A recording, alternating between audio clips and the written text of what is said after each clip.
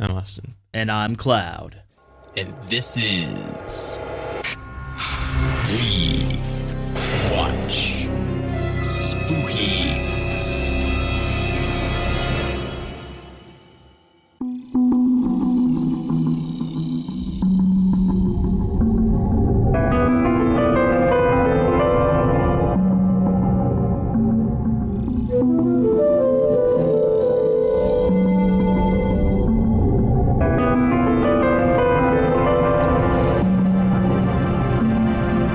Today's movie is The Fly.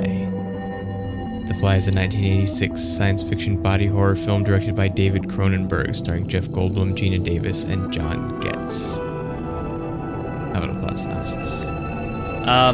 Well, I'm working on an invention that's going to change the world. Well. It'll actually change. The rest of them, they're just lying. So he does. He makes a teleporter, and it actually works. But it teleports him and a fly together, and somehow the computer's just like Together. genetics. Like, nah, man. Like, I don't know what he was doing, but genetics, man. Fly person. And he ends up knocking up a reporter, and then she has a dream that she's going to have a fly baby, and it is very, very weird. Well, And then fly baby abortion. yeah, and then she's gonna have yeah, it's some crazy. You just watch it. He teleports and fuses with the teleporter itself. I don't know how, but he does. And then she blows his head off with a shotgun after he melts off like the leg and arm of the editor-in-chief of the newspaper thing. We should have shotguns with this kind of deal. Yeah, he did. A bit slow on the trigger, though. Yeah, well. He was the editor of Particle magazine. A magazine that no longer exists. Well, I don't know. It may exist.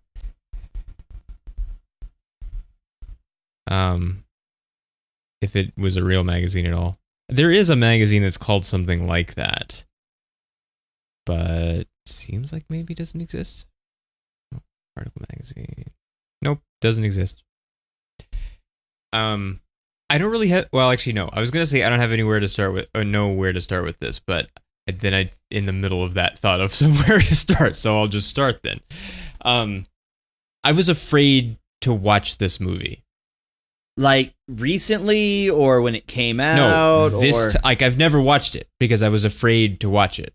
Okay. Like so not in literally general. never. Like I'm doing this episode still having watched it. Like I watched it for this, but I had never watched it before because I was afraid to watch it. Why? Very afraid, you might say. Well, because like Cronenberg does the like gross body horror stuff, and sometimes stuff like that bothers me, and it's like hard for me to like get over thinking about it for a long time, and so I was worried about that. None of the stuff that's actually here actually bothered me in the way that I thought it was going to.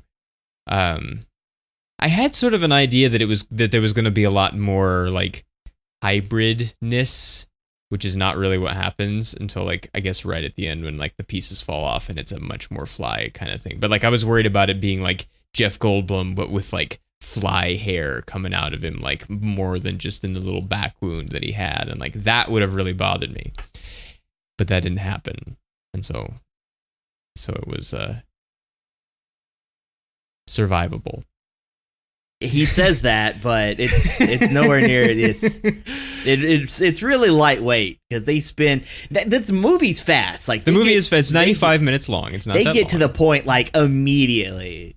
Like the movie starts and he's like, "Hey, I'm working on teleportation. Come back to my place. I'm definitely not creepy." Because they're at some kind of like the press will show up and ask scientists about their science kind of cocktail party thing. And it's like probably within like the first 30 minutes or so, he teleports himself.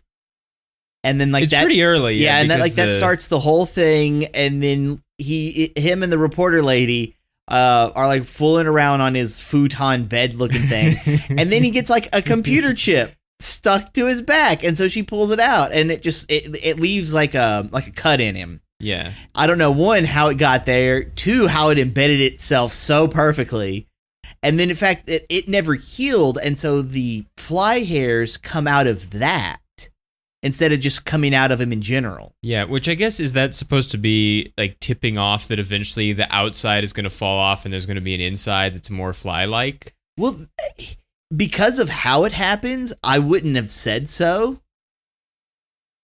You know, it's it'd be different if he started getting the hairs and then he hurt himself and then way more came out. So it started. That would have bothered me too, though. Like So it would have glad started didn't. and then accelerated, but it just seems to come from that. But they don't do anything with it. We just end up getting him having more hairs, and then like some of them grow out of his face. Yeah, but not many. Yeah, but I still find And they were hard to see because this, like, his face gets darker at the Yeah. same time, and so they don't show that much. I'd say it's directly noticeable when he looks at himself in the mirror, Yeah, and he's like, "Oh wow, I do look like shit." yeah. Which we should back up in a minute and go through some earlier stuff. But while we're here, I was really pleased with that turn where like she's like, "You're sick. I can't stand this anymore. I'm leaving," and she leaves, and he's like, I'm not sick. You'll see, like, go through the thing. You'll be special too. And she leaves, and he goes to the bathroom and immediately is like, oh, I am sick. And there's no fighting with himself about it. There's no deluding himself. He just, like, he comes to the realization because I guess he just hasn't looked at a mirror in like a couple of days. I guess. But he gets, once he's presented with it, he goes right to it. And so we're spared the, he doesn't believe his circumstance for a much longer period of time. It's just like, nope, got to move on with Gotta the move plot. on. Immediately accept it. I mean, he Yep. does make another turn later where he's like, well, I'm just going to kind of throw stuff to the side, and like it's still not as bad because the computer figured out a way. Well, I'm But that's more after accepting. the like insect part is taking over. Yeah, I'm more accepting of the whole, like, he realizes that he's turning into an insect, and then it's like he still seems to realize that he's sick, but it doesn't bother him as much. Because now he's just like, okay, well, science. All right, yes. Well, the turn that bothered me, then it would be fine if it came from Particle Magazine guy or her, but it's weird that it comes from him because it comes after he already knows what happened, is this idea that there's a disease and that it might be contagious. Yeah, which that doesn't was- make any sense at all and is just dumb every time anyone says it. And he says it, but he's already read the computer screen that said fusion. And it's like, there's no disease. It's just like, Yeah. it's your DNA trying to work itself out. And that doesn't seem like that's going to be catching to anyone. And Maybe. even right till the end, they're like, it could be contagious. It's like, it's not. It's not contagious. Maybe he doesn't know what he's actually talking about. Well, maybe not. I mean, he does say that he does a lot of relying on other smart people to do a lot of the work, and he just pieces it together, which he's selling himself a little short to her, I think, with the Particle Magazine guy tells us later after he does more research and tells Like, us that this he guy was like is a genius. an inch from the Nobel Prize, which we don't know what happened. We don't know why he didn't get that last inch. Why did he not win the Nobel Prize then? It's very suspicious.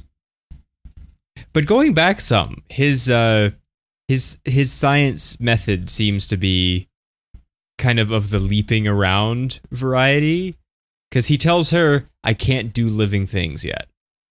Well, Which you know, we presume he's tried before and seen what works, but he Yeah. does nothing to the equipment. He hasn't programmed anything else. And we're just going to try another baboon, and it explodes. Just another one. And it's like, well, of explodes course, inside out. it didn't change. You didn't change anything. It's quite the crazy. It is quite the crazy. Which then I programmed the computer to understand the poetry of flesh. I don't How? really know what that feels a little Love and Gravity to me. Yeah. But none of that matters, I especially. want to know where he gets the baboons. Well, he seems, I wondered that too. He had two. He had two. He said more. brother. We presume he had something else alive at some earlier time that he also exploded because he knew that it didn't work. But it isn't until after he's exploded a baboon that they decide to try steak Yeah. Like an easily available thing that you don't have to worry that much about if you lose it. One of the first things I'm teleporting is a banana. All right. I wonder if I wonder what counts as in his reasoning of animate. Like a steak is not animate, but it was once part of a cow that was, and so this like flesh thing. But if unless she's buying cheap stockings, they're probably silk, which is like at least like a naturally occurring thing, an organic thing. It comes out of a worm, and so is that really different? I guess it's just a singular thing, maybe, which the steak mostly is too, but it does actually teleport the steak, which is the thing. It works. It doesn't explode, but she says it tastes synthetic. So there's it's a digital steak now. Digi-steak.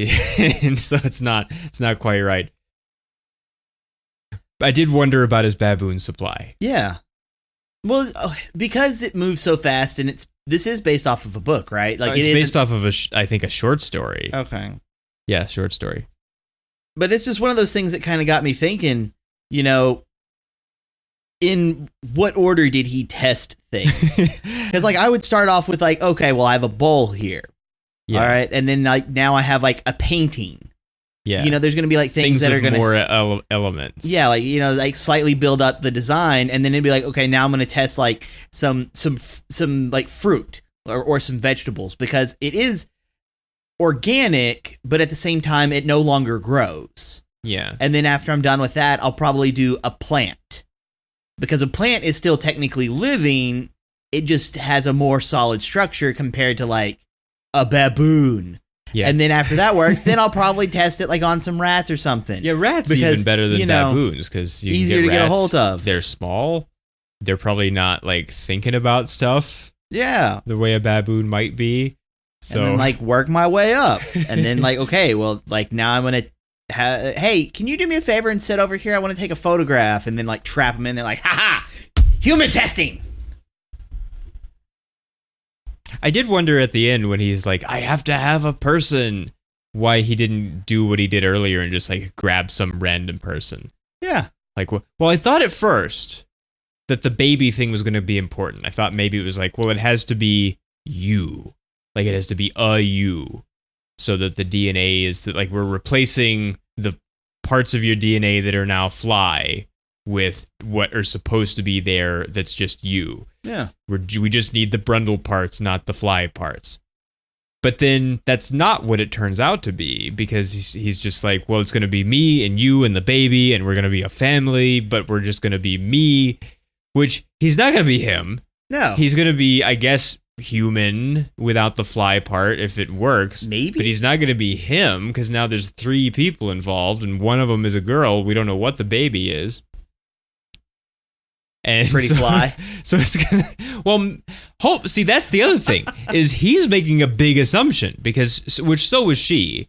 Yeah. But he's making it the opposite way, because she's like, I don't know from which time we did it that this baby is from, whether it's pre-fly or post-fly. Well, see, and with so that, maybe I'm gonna have a giant fly larva, or maybe it's just a Jeff Goldblum because it's from before. But if it's not from before, it's not pure human subject that he needs to be human again. Yeah. So he's taking a big chance.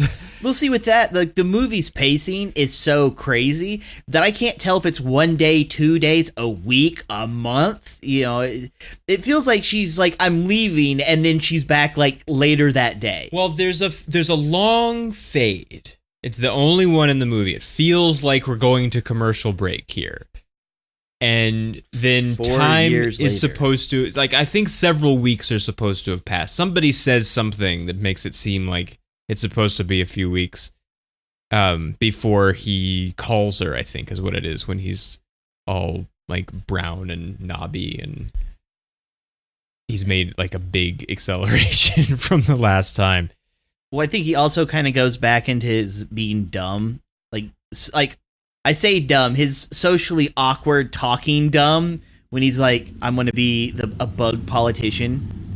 I'm going to be insect. I'm going to be the first insect that's a politician. Like, well, no, he says he wants to be. Yeah, but he doesn't think he can be, because the insect part is taking over and he's losing control. But like I was an insect who dreamt that I was a human, and it's like he's kind of what? losing his mind, I think. Like what is this? Like it's like his personality is reverting back, even though he's going crazy. Yeah. And now, okay. Here's my complaint: he can talk while he's still Jeff Goldblum, but once his skin falls off, he can't talk anymore. Yeah. He just makes bug sounds. But presumably that was inside. But yeah, like that's the thing is like, and he always talks like Jeff Goldblum. Like there's at one point where he isn't even that far along yet, and the computer's like, I can't understand, like your voice print doesn't match anymore. It sounds pretty close still to us. Yeah. It still sounds like he's mostly he just has the Jeff Goldblum voice. And then it gets a little like he's got something in his cheeks while he's trying to talk, kind of sounding a little later. A bit thick. And then eventually he doesn't talk anymore at all, but it doesn't really make sense why he doesn't talk anymore at all. Actually, they deal with what the thing that I was like afraid of, sort of, in dialogue, is he says, "Do you think I'm going to turn into a 180-pound fly? That's not what it is," and that's not what it is. But that's much more. That's much closer to what I was afraid it was going to be. But that it was actually going to turn into a big fly. Well, or? If it was just a big fly, then that's not really scary. Because I'm not afraid of flies in particular the way that I am spiders. I'm afraid of a 180-pound fly. I guess so, but I mean, it would just be scary in like an ordinary way, not in a like this is going to haunt me kind of way, which is what I was worried about. It is odd. He said he has the third pod, which he says that was the first one. Yeah, that was it the works, proto. but it's clunky. Yeah, but you can't use one pod. Because where are you teleporting to? Well, I have a feeling that was like the first pod that he made, and then like the second pod that he made is he's still using. Maybe. So like the second one was better. And then he made a third better one. Yeah, and then he's just not using. Left that one off to the side. Which telepod on the mantelpiece? Like it's sitting over there the whole movie. He tells her that it's there. She looks under the cover. And then we don't think about it for like 50 minutes, and then there it is again, and it's the thing that's critical to the whole thing or to his whole plan. So it really is the gun on the mantelpiece. Now, like that was what he was really trying to do. Like he did hook up the third one. The third right? one, yeah, because it was transmit, and then combine, receive. yeah. Because like I thought that's what he was doing, but it's like at a point I was like, all right, like. Can he hook up 3? I guess he did. Because like we don't see never see has him like before, actually but... like hooking all this stuff up. We only see it afterwards. Mm-hmm. And I'm just wondering, like, is he like just cleaning up and making a mess simultaneously, and he took the tarp thing off because he's got like all these boxes of donuts and cakes and stuff that somehow he apprehended without scaring the locals? Yeah, I don't know. Like, how do you get all this bread? If you can, like, order delivery donuts, maybe? Or something like that? I don't know. Like I know you could still order stuff, like, since phones have existed, but still. Like, I'm a little skeptical. This is 86, so this is too early for ordering donuts on the internet. Yeah, I'm sorry, the opening of the net. Your Uber Eats does not exist at the moment. I mean, they almost order Chinese food at one point, and so there is. We don't know where they are. I don't think. Not DiGiorno. They don't DiGiorno donuts. Why does that not exist? We don't know what city they're in. It's just a city. So we don't know, like I feel like if it's New York or somewhere, you could probably order delivery donuts. I do really like we know what's going on like really early. Because like we see the fly flying around, and so then we know the movie is called The Fly. If you've seen the trailer for this when it was coming out, you've basically seen the whole movie, because this is one of those 80s, 70s, 80s, early 90s trailers that has just like little, like 3 seconds from almost every important scene in the entire movie in its minute and 50-second trailer.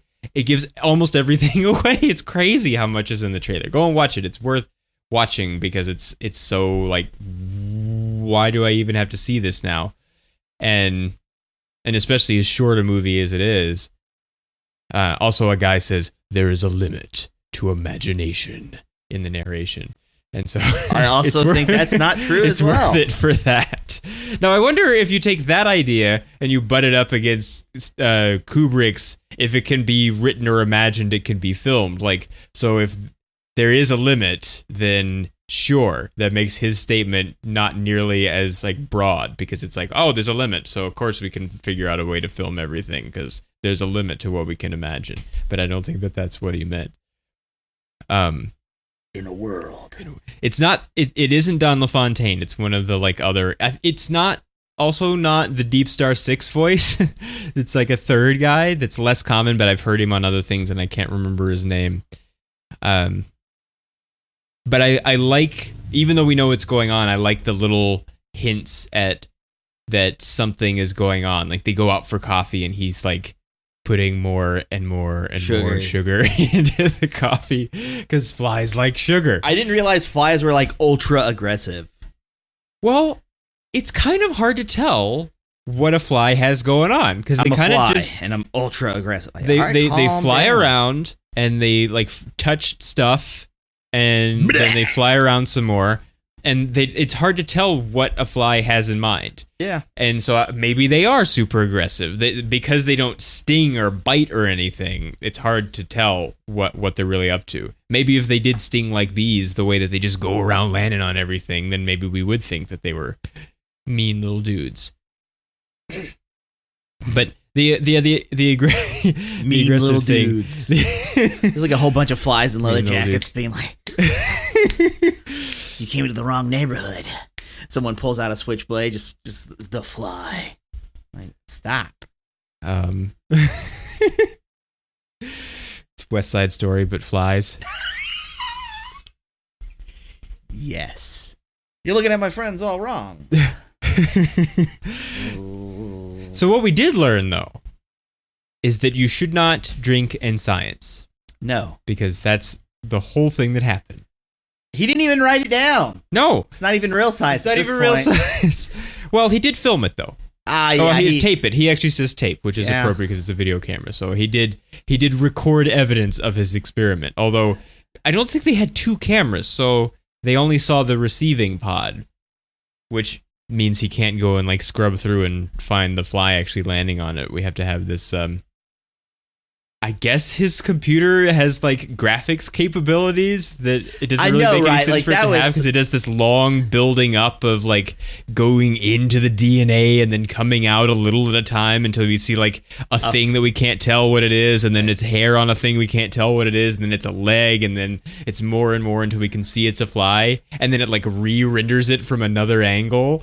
And you like see him like in the crouched position. I'm Jeff Goldblum, and then just flying like that's right there. There is like a really great like push in on him when he's like crouching like that I did really enjoy. Pretty fly for a white guy. Insert some Weird Al here, thank you.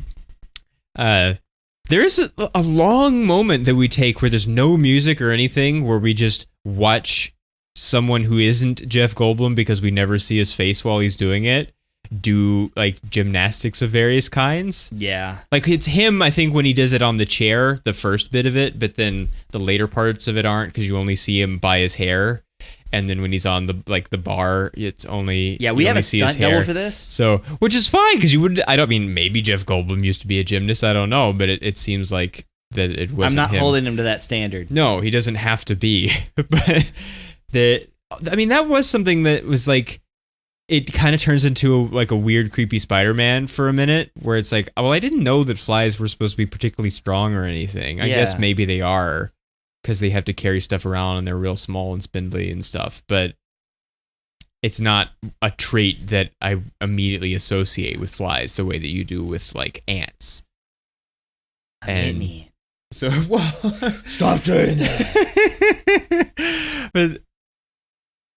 But And that comes after the sugar. Which there's never, I mean, I'm really glad that there never is, although they might as well have it as horrifying as that. Like, go and find the, I don't remember if I've ever mentioned it on the show before. I probably have. Go and find the script for the 1980, the unproduced 1985 or so Spider-Man movie that was supposed to be the like accompaniment to the 1985 Captain America movie. Yeah, that was super low budget, and he pretended to be sick so he could steal some dude's truck. But like, go and read that script because like that, it wasn't supposed to be. It was supposed to be a what's his name? The guy that did the Roger Corman. It was supposed to be a Roger Corman movie. Oh wow! I would have watched that. And he did, I think, direct the Captain America one, didn't he? Or he was involved and maybe he produced it or something. I can't remember. And so he was involved in at least producing. I don't think they ever got far enough for anybody to direct it, maybe, but it might have been him. But it could be a Cronenberg movie. Like the script, it's like I'm glad that it never happened because I don't really want a like dark, horrifying like body horror take on a Spider-Man movie. Because it's basically Spider-Man 2, to a large extent. It has Dr. Octopus in it, but I want him to turn into the Man Spider. He kind of does. I think there is a weird. Like, I think there is the like extra arms thing maybe or something. But there's a lot of like people getting like when the disaster happens at Doc Ock's lab and he gets fused into the arms, there's a whole lot of other people and him fusing into other things too, where there's like it's very like Philadelphia experiment where like beams of steel are like getting fused through people and like the security guards come upon it to see what's going on, and it's all like horrifying and twisted, and the police show up and they can't understand what happened. And it's much darker than, I mean, it really is. It is kind of like you just like you put your hand to your head and like try to push it all the way through your forehead because you can't understand, and it's so horrifying. Like if you were to encounter it in real life, and it has problems, but it's kind of it's really like if you care about Spider-Man stories at all, this is one that you should know about. And it is. I thought about that also at the end when he gets fused to the pod, which I don't like. His computer is making lots of decisions that are questionable. Because it's like, guy, fly, put them together. I don't understand flesh. I have a Goldblum. I have a fly. I have a Goldblum fly. And then it's like, Pod 1, Pod 2, go to Pod 3. Pod 1, offline. Pod 2, doors open. Do it. Do it. Take a piece of the wall with it. But it knows. Like, it's like, it knows it's a piece of the pod. It says, pod, Brundle pod. And it's like, why? Why would you think this was something anyone would want? This is not what he told you to do. And like he even crawls out of it, and it's just like, no, we doing this. Oh, it's like, so good. The thing is that while there is like the horrifying, body Cronenberg kind of stuff, the thing that it is more than scary is just sad. Like, it's sad. Like, we're just watching this guy die. Like, he tried to change the world. He got drunk and scienced, and he made a mistake that he couldn't have predicted, really. Although, I guess they kind of did because the doors seal. And so, I guess there was a thought, like, we don't want anything in here but what we know we have in here. Yeah. And he knows to take his clothes off and stuff. Which seems like something you're eventually going to have to get over if this is going to change the world. Or maybe that's part of the way the world changes. We don't care so much about clothes and nakedness anymore because I don't think that's how this is going to work. We want to teleport so bad that we don't care about clothes. But then we're watching this guy, like, he's kind of sad in the first place. Like, he has this line early on where he's trying to convince her to like make the book about him, and he says, "I don't have a life, so there's nothing to disturb or get in the way of." And it's like, oh, well, that's kind of... Even Einstein had a girlfriend. And Ha so, which he compares himself to Einstein. He's like, they've got the same set of clothes every day. Which then he sort of contradicts because he has not the clothes thing, but she says, you wear the same clothes. He says, these are clean. Mm-hmm. And then later she says, you smell. And he says, well, I've never been much of a bather. Now, I think that was more of like just trying to be witty. It's just fly comedy. Yeah, it's just like it's bundle fly comedy. It's like I'm just talking. Just listen to me. Like, hey, everything's good. Hurrah! I agree that he is just kind of sad as a person, but I think my sympathy for him ends when he realizes that he's combined with a fly, and instead of trying to figure a way to uncombine himself, he's just like, no, let's just see how far this rabbit hole goes. And I'm like, all right. I'm not gonna say you can't, but you've actively made a decision, which is not going to help you. He just fix your problem. He changes it later, and then wants to do something about it after it's. Yeah, I call BS on that. Like at that point, it's just like, no, like. Well, can we really trust his decisions though? Like, because he has like fly brain in him too, that's like eventually taking over. Like maybe it is early on. Like it is to a certain extent because he's like eating a lot of sugar and stuff that he normally wouldn't have. And then he does get aggressive right away where he's like, I'm gonna arm wrestle this guy for like no good reason. And for the whammon. The women. And come in with me, whammon.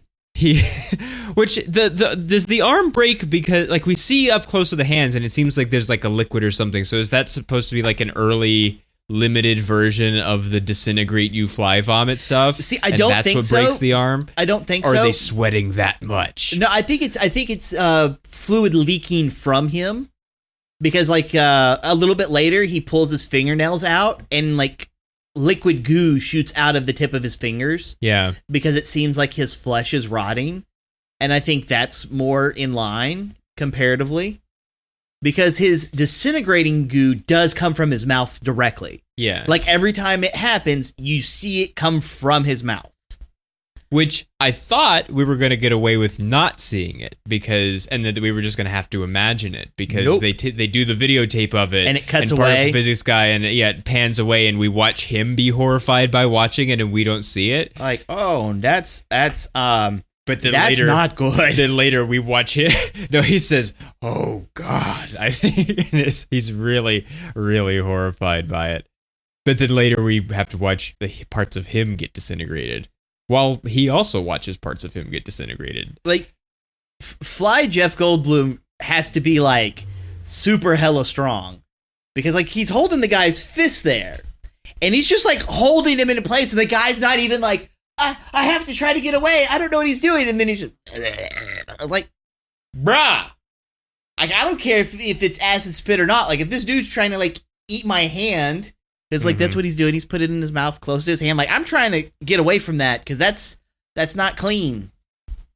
I would prefer to not do that. Well, I don't suppose we're to assume that editor of Particle Magazine is, like, a real strong guy necessarily. Well, see, like, I think that's kind of like... And we have no evidence of any particular strength on his part. Yeah, like, I'm not saying I expect him to be, like, super strong or anything, like, ridiculous. Like, no, I'm basing this off just normal adult strength and him just being stuck in place there. Yeah. Or whenever, like, his hand's in pain and then Goldblum just grabs him by the foot and he's just like... Yeah.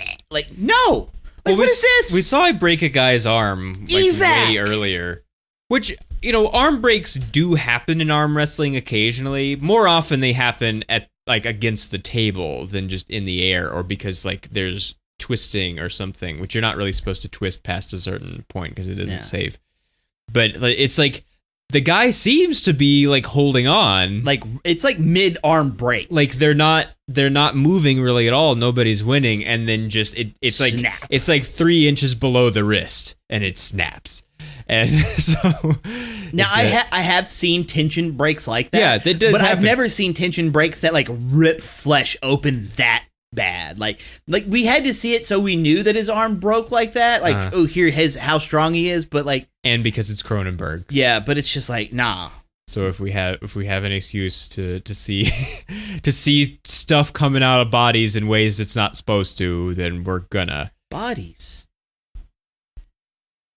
Did that look like an especially inedible cheeseburger to you? Like, I would have eaten it, I think. Yeah, I think the cheeseburger looked fine. Because he says it's like you don't want to know like what happens when you put something living through it, and she says, well, it can't be worse than this. Like gestures with the cheeseburger. It's like, come on.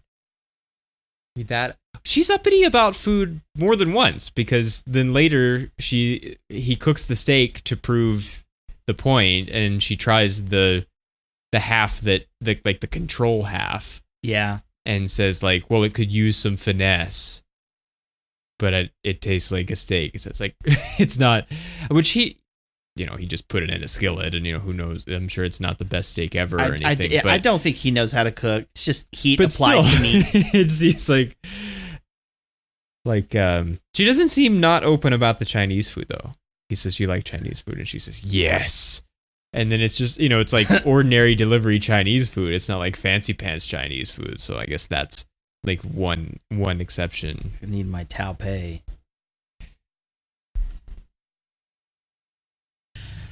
Oh, what else was there? I'm trying to remember. I had like 5 notes when I watched this last night. I feel like we were, for as much else goes on, and for as Cronenberg-y as Cronenberg can be, aside from the fact that we're depicting an abortion in a movie just as a thing by itself in the 80s.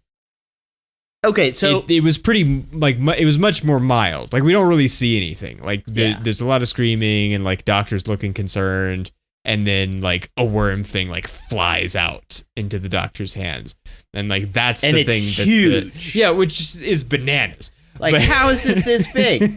And then it's just like, it's a dream. It is a dream. Okay. Yeah, okay. It's a dream. So I'm gonna be a little bit mean here. Because I'm a dude and I can't actively have children because I have no womb. I've never been to an abortion clinic, and so I didn't quite understand why there was like 6 people in there to help her. Because for a moment I thought she like ended up keeping it because they wouldn't let her do it, and now she's giving birth. So I'm like, oh, this has got to be like some time later. And that's why it's so big, and they're telling her to push. But then he's like, oh, no, it still looks like there's pieces of it in there. And I'm like, wait a minute. If there's still pieces in there, like, what's going on? Pieces? And then it's just like a worm, and it's huge. Well, I guess it's like a larva, but still, like, it looks like a worm.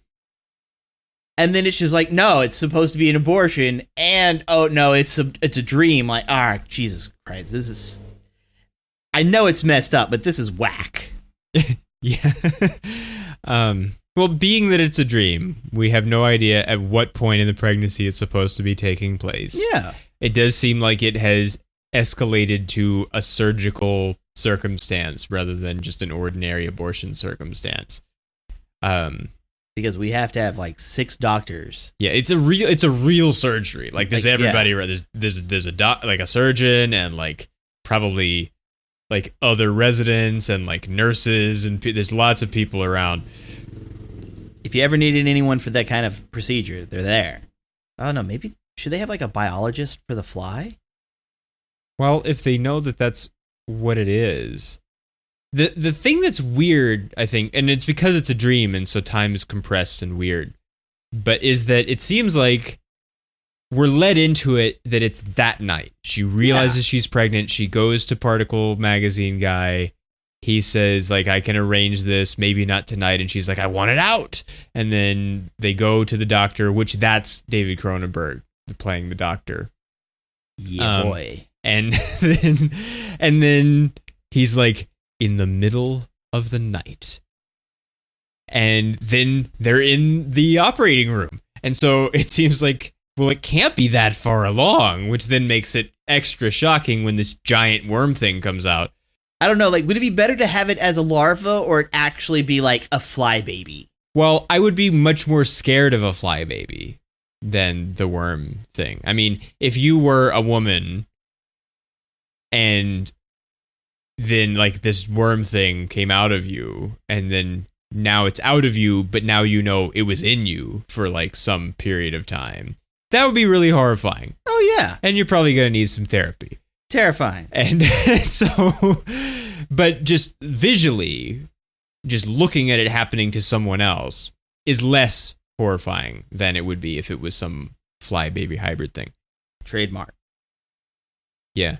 Which, I mean, there's so much about like the medicine of this that we don't know. Like, would it even like transfer that way? Like, did he keep like his original, like, does he still have like pre-fly sperm because that was like, it's just sitting there. It's not part of his active DNA. Like, it's already produced. Who knows? Maybe, but, and see, he could have come to that kind of idea maybe. And that's why he's not taking a big chance. Just merging with all three of them when he doesn't know when the baby is from. The one thing that was weird about his like fly-like powers is he catches a fly.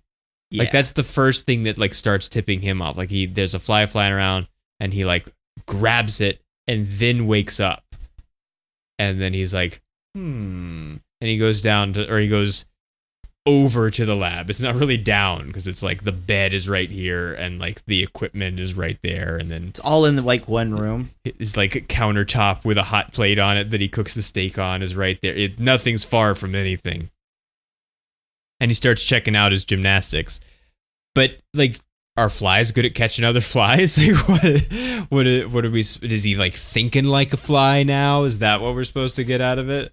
You know, maybe I'd be more impressed if I haven't actually seen people just catch flies. Yeah. Like I work with a dude, and like what he likes to do is he likes to go around when someone's not looking and literally snatch flies out of the air around that person, and then like shake his hand and then like throw it down in front of him like ta-da. Like, I just caught that fly. I mean, like, there is one, like, it's a little gross, and two, I'm less impressed now because I've seen this guy do it over and over. I mean, he's asleep and not looking when he does it. So it's a little impressive, I guess. But this is 86, so like 2 years ago, we had Mr. Miyagi catch a fly in chopsticks in a film, and Yeah. he wasn't hybridized with a fly and a teleportation device. So he just knows karate. So like, knowing karate makes you better than Jeff Goldblum with enhanced fly DNA. I mean, I guess. I'd put money on it. I mean, if he just went into that bar and just like karate'd those guys rather than arm wrestling them, I mean, I don't know.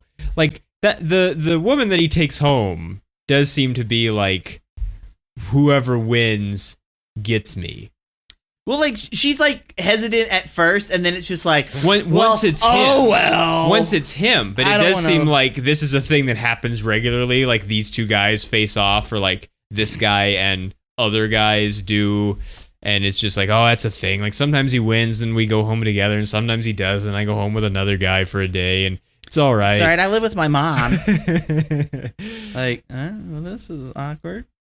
So something that Brittany and Megan kept saying last night when we watched this was that like women in this movie have like really terrible like murdery radar, because like Gina Davis goes with Jeff Goldblum to his like scary building in the middle of nowhere to find out who knows what, and then stays for like a while after she realizes that he's just gonna like pour another drink or something, or he's gonna just start playing the piano, and like, this is not why I'm here. Pianos aren't science. I mean, they are, but like, No, they at this exist. point, no, they're not. So, We already got acoustics down. and then like later, the woman from the bar also, it has no concern for like, and it's worse at that point because she's just like, it's been several hours because it's dawn now, and I guess she's like drunk and stumbly, so she's not making good choices.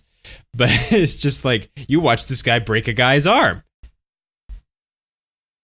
and you're letting him take you home to his murder warehouse for all you know. Up all of these stairs, like so high up you can't even manage to walk up all of them, and he's gonna have to carry you into his murder warehouse.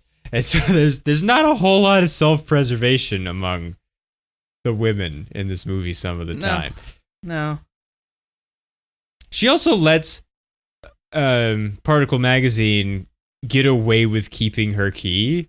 Yeah. Which is not really You're okay. Despicable. Because she's like, I don't want you Like, in my apartment anymore. Give me your key. And he says, I think I'll keep it for old time's sake. And it's like, no, you'll give it to me. Or maybe the police are involved. Like, what? If you really want him out, make sure that he's out. I'm changing my locks. I did keep thinking of.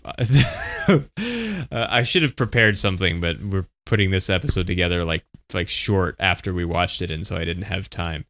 But I thought in that scene about the lyrics to "I Will Survive," because it's just like, I should have made you leave your key. I would have changed those locks if I'd known you would come back to bother me. And like, that's what happened. Like, he kept the key and he's come back to bother her. And she's bothered by it. Cronenberg. I do like his like journey through the movie where he's sort of despicable at the beginning and we dislike him because we meet him taking a shower in her apartment without permission. No, we meet him before because we meet him in the office. Well, yeah, because there was the previous scene about like taking her out, and she's like no, and then like that other dude shows up and he's like cheeseburger. And so we don't like him at first. We're not supposed to like him. She doesn't like him. He's like scummy, which he even admits to being. That's why he's taking a shower. And he's like after the story, and he's like, I own your work, and even though we used to be together, we're not anymore, but like I still want you, and I'm gonna be creepy about it. And then he's like helping her once Goldblum is having problems, and then like he takes it on himself to try to shotgun him, and like gets like partially disintegrated for it. And then manages to like fight through the like pain and missing parts of himself to shoot the cables of the pod and save everything. And so then it's like he's a good guy now by the end of this. And she has all the responsibility taken off of her by Brundle Pod at that point, because he holds the shotgun to his head and says, do it. In effect, and then she doesn't want to do it, but then eventually she does do it, and it's not her fault. Like, she didn't, it's not like he's still coming after them and she's got to kill him to survive. It's like, no, just like, it's better for everyone. The little bit of humanity had left. Like, don't let me live like this, which is the final cap on this is just a real sad thing more than it's a frightening thing. Because it is really sad. And then like the music tells us it's sad, although it doesn't tell us as much in the moment as it might have. There is one like really heavy-handed musical moment where I think it's just before the long dissolve, like the commercial break dissolve, where there's just like a thing when like we realize what he realizes before we have all the passage of time, and there's just like this big button on the, like, it's scary now, he's turning into a fly and he knows it and you know it. But otherwise there aren't really moments like that. So it was kind of out of place how it was like, we're gonna hammer this home right here. But it was really sad. That it's like he just tried to like invent a thing and to change the world. He was going to change the world. They're not going to change the world like I am. I mean, in a sense, he did end up changing the world. He did, yeah, I suppose he did. Because he managed to hack an alien ship with a Mac computer. And well, there you go. It's not for 10 years from now. He didn't say when he was going to change the world. He just said he would. I gave it a virus.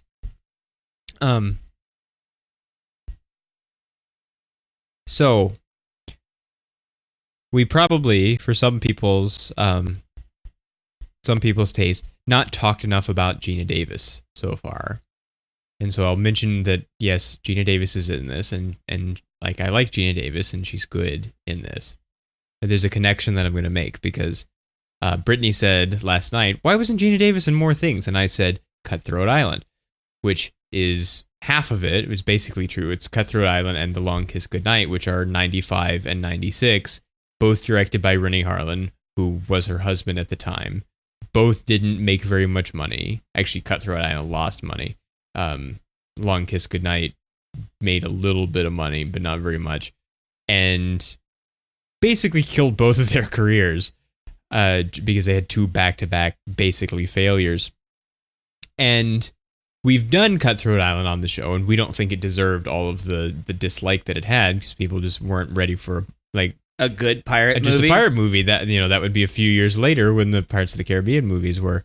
And I would like to do Long Kiss Goodnight, since it's not like it's a sequel to Cutthroat Island, but it is the second half of the film history story of Gina Davis and Rennie Harlan. And we've done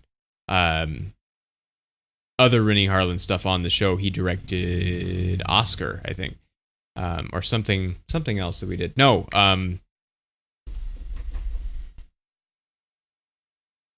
Cliffhanger. He directed Cliffhanger. Okay. And so I would like to do it just to like finish off that part of it. But in the 90s, before there was like a total failure of both of their careers, Rennie Harlan was supposed to be directing a sequel to this with Gina Davis in it. It was going to be titled Flies. And supposedly, like, she was going to have twins and something. There's not much information about it because it didn't happen. But so there could have been an extra. We could have had a Rennie Harlan sequel to this movie if those two movies hadn't destroyed his career. Yeah. And her career. And so that would have been a weird thing to have a Rennie Harlan directed Fly sequel. There were, of course, sequels. There was the 1989 The Fly 2, which was not directed by Cronenberg. It was directed by Chris Wallace. And no one remembers. Well, it. It's one of the cases where, like, he's a makeup guy. He did like makeup for these like horrifying things that people really liked, and then he gets to direct a thing, and he did the makeup and creature effects for both this Fly movie and the one that he directed, and Gremlins, which was also prior to The Fly 2, and it did happen. It exists. That doesn't mean anyone remembers it. No. And then in 2015, IDW Comics did a 5-issue series that's called The Fly Outbreak, which is a direct sequel to The Fly 2, even such as no one remembers it. And it actually does lean on the, like, this is contagious thing, which apparently they push in the second one, which I have not seen, of course, having not seen this one prior to this. It'd be nice if they didn't. So, yeah. Well, I mean, IDW does all kinds of crazy, you know, they're the ones that do the, like, X-Men crosses over with Star Trek comic. You know, they do just goofball stuff. And so it's not surprising maybe that they would... no, the fact that it'd be contagious. Like the contagious thing. Well, yeah. I guess they set it up in the second one, which I'm not going to say eventually we should watch, because we probably should, because I don't think it's very good. Maybe we will. What we should do is we're doing several remakes of various things this month, including this, which is a remake, but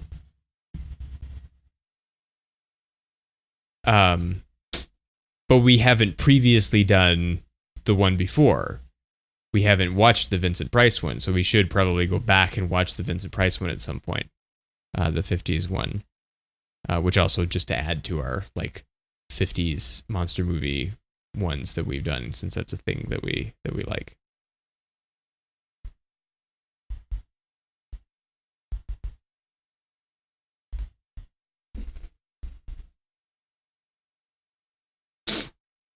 So how do we feel about stars? I'm going to give this one 4 stars. It moved quickly. It got to the point. It was fun to watch. Got some good effects in it. Had no problem with any of the acting. It is just kind of missing that tiny little bit for me to give it 5. Maybe if we got to see all of them fused together as like one amalgamation, I'd be like, yes. I don't know. I think that probably would have made me angry just for story purposes. But and then like the guy would have to come in and like shotgun him. I'll shave you.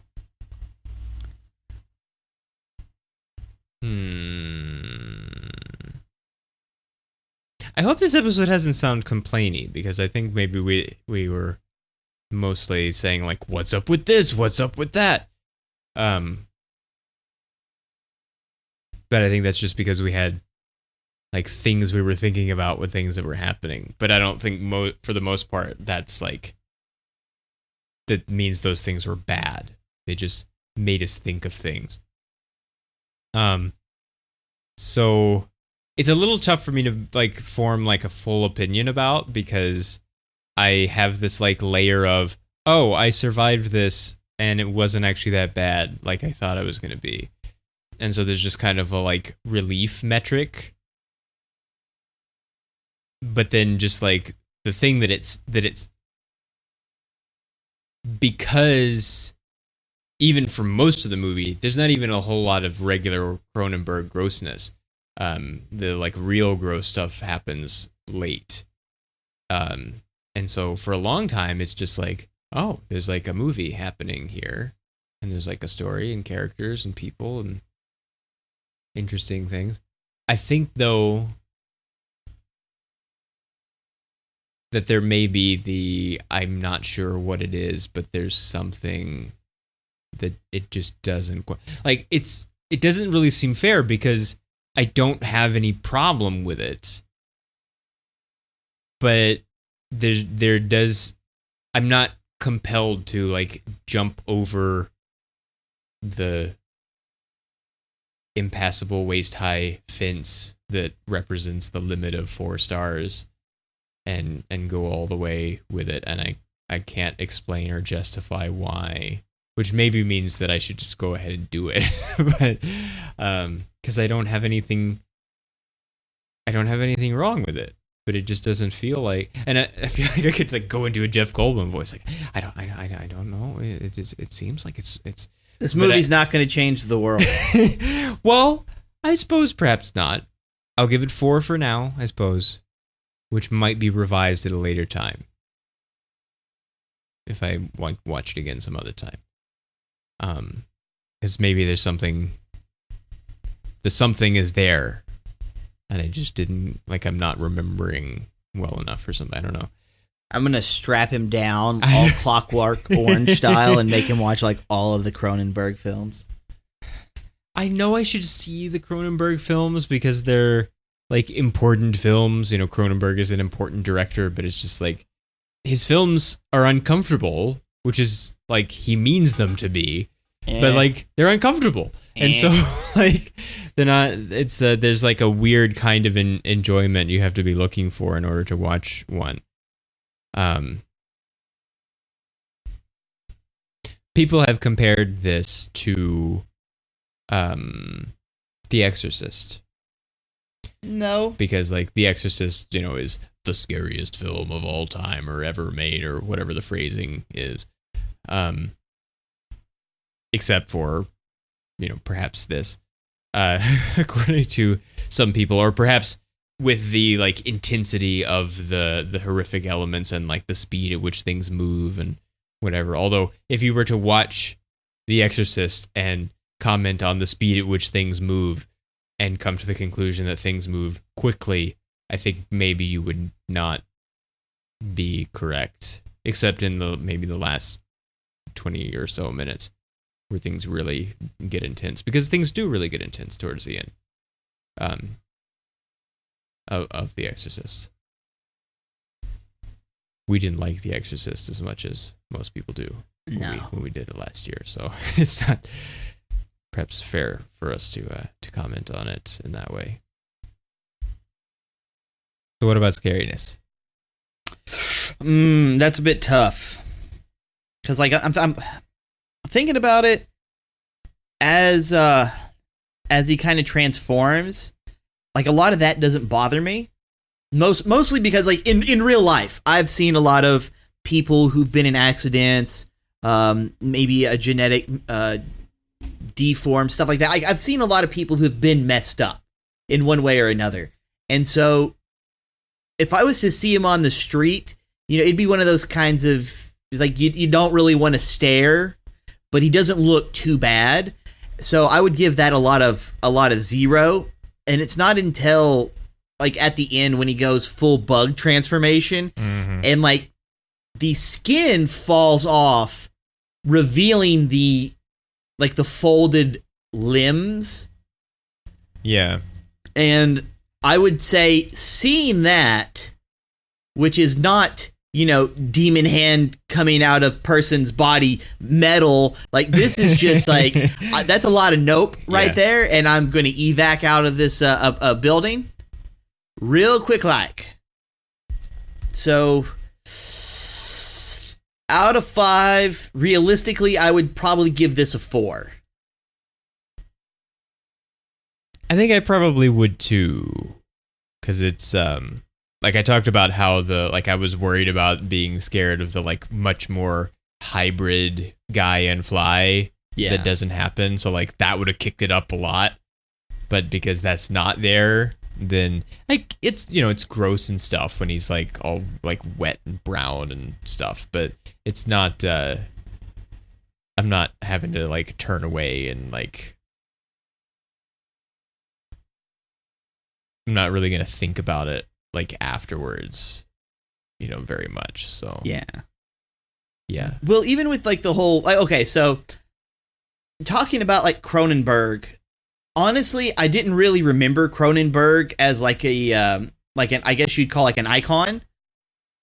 And what I find interesting is I remembered Cronenberg, like the name directly, from watching Rick and Morty, because there's an episode where like all the people in the world kind of transform into these body horror creatures because like a cold concoction, you know, like, oh, like you have the cold, here's you a cure, don't sneeze on anybody, it'll spread kind of thing, love potion, whatever. And he calls them like the Cronenberg monsters or whatever. And I was like, oh, okay, yeah, let me look into this because I didn't understand. And that's when I was like, okay, well, this is the person. I didn't realize it was as deep as it was because a lot of, because I looked into the filmology and a lot of the movies that he directed like directly, because that's what I was paying attention to. Most of them didn't really seem like a direct body horror kind of thing, unless it was just like a violent, gruesome death kind of body horror. So seeing something like The Fly, you know, it's like, okay, well, there's like a few, but what I also found interesting is of all the movies that I had watched that he had made, I didn't realize he did History of Violence.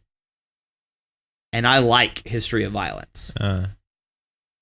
And I didn't remember there being any body horror in that, so I guess maybe that's a little bit of the disconnect. Like, oh, this Cronenberg body horror, History of Violence, just dude who worked for mafia people.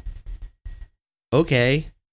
Like, he was the John Wick before John Wick, only not as cool or high budget. Yeah, well, I mean, he is known as, like, along with David Lynch, the, like, kind of, not founder necessarily, but one of the, like, forefathers of body horror as a thing.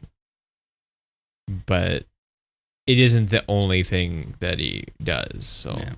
So we talked about people, I don't remember what we actually said, like, what the actual number was, but... like people had compared this to The Exorcist in its like intensity and frighteningness and stuff.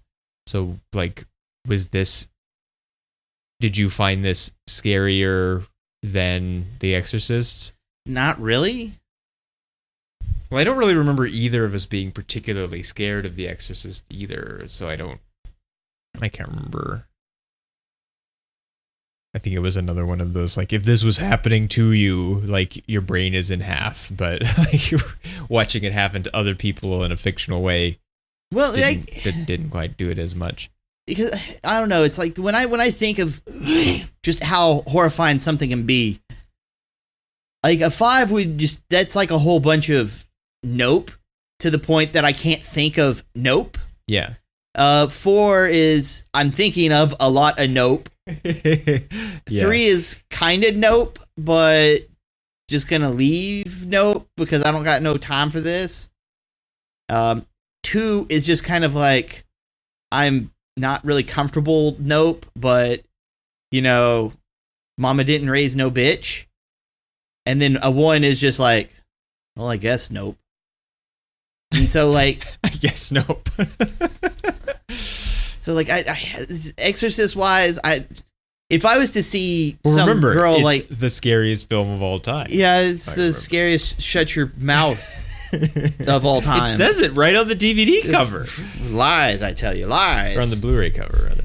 Probably says it on the DVD, too.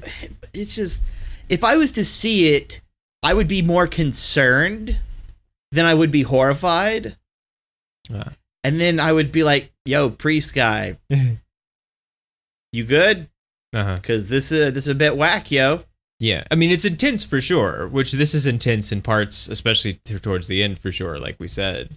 So, like, but intensity doesn't necessarily mean, like, Horror, I'm freaking yeah. out. So Like I it's didn't just feel... like I'm holding the chair a little tight, maybe, but it doesn't mean that I'm actually, like, actively frightened. It's a related feeling, and sometimes you can have both, but they're not, you don't have to have both if you have one or the other. Like, I don't know, like, seeing the events, I don't feel the whole danger aspect of it compared to, like, The Fly, which, you know, we literally watch him go Yeah. and, like, a dude's arm and leg melt off, and I'm like, all right, so this poses I mean, like, a level of threat. She throws up in The Exorcist, but it doesn't melt people. Yeah. So It's just uncomfortable. Like, listen, just all like, right, I don't really... I will spank you, It's not ever... and you will not find it pleasant. It's not ever comfortable to watch people throw up. Or No. to throw up yourself. But it's it's worse when it's acid. Yeah.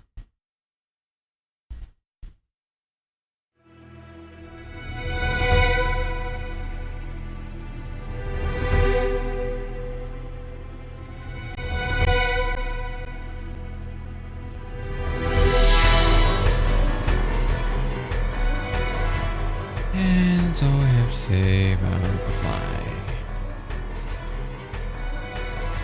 We'll see you next time. Later.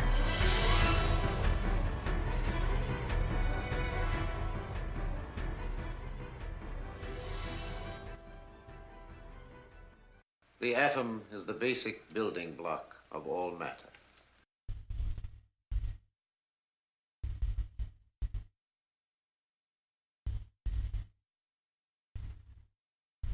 Science has proved that this is so.